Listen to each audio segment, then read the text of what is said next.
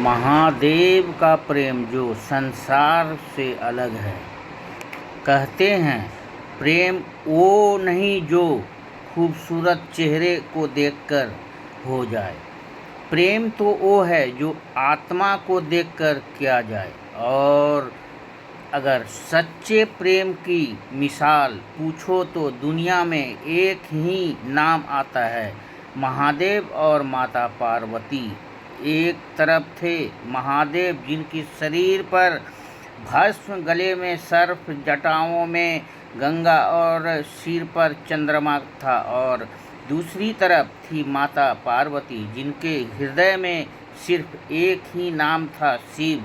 पार्वती जानती थी कि महादेव को पाना आसान नहीं है, लेकिन प्रेम में सच्चाई हो तो मुश्किल रास्ते भी आसान लगने लगते हैं। पार्वती ने महादेव को पाने के लिए राजमहल की सुख सुविधाओं को छोड़ दी। कभी तड़पती धूप में बैठी, कभी बारिश में भीगती रहीं, कभी सूखी रहीं, लेकिन उनके होठों पर सिर्फ एक ही शब्द था, ओम नमः शिवाय।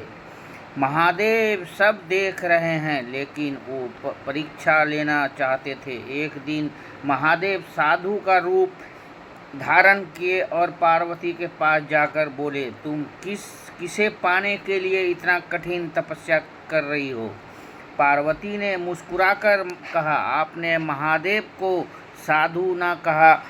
तो महादेव जो शमशान में रहते हैं, जिनके शरीर भस्म लगी रहती है, जिनके गले में सांप रहता है, जिनके पास ना राजमहल है ना धन दौलत। पार्वती ने शांत होकर कहा, आप उन्हें नहीं जानते। साधु ने पूछा, ऐसा क्या है उनमें? पार्वती की आंखों में प्रेम था। उन्होंने कहा, उनके पास दुनिया की दौलत नहीं है, लेकिन उनका हृदय सबसे अमीर है।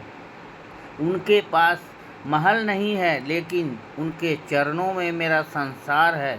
उन्हें दुनिया चाहे जैसा समझे, मेरे लिए वो मेरे जीवन का सत्य हैं। महादेव ये सुनकर मौन हो गए।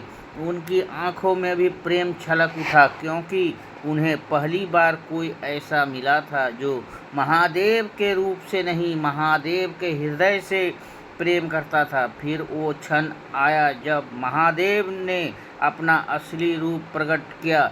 पार्वती की आंखों से आंसू बहने लगे। महादेव बोले, पार्वती, तुमने मुझे पाने के लिए तपस्या नहीं की, तुमने तो मुझे अपने प्रेम से जीत लिया। पार्वती मुस्कुराई और बोली, महादेव, मैंने आपको जीता नहीं, मैं तो पहले दिन से आपकी थी। महादेव ने पार्वती का हाथ थाम लिया और उस क्षण जैसे पूरे कैलाश प्रेममय हो गया। कहते हैं महादेव के लिए पार्वती सिर्फ उनकी पत्नी नहीं थी, वो उनकी शक्ति थी, और पार्वती के लिए महादेव सिर्फ पति नहीं थे, वो उनके प्राण थे। हर हर महादेव लिखकर अपना प्रेम जरूर दर्ज करें।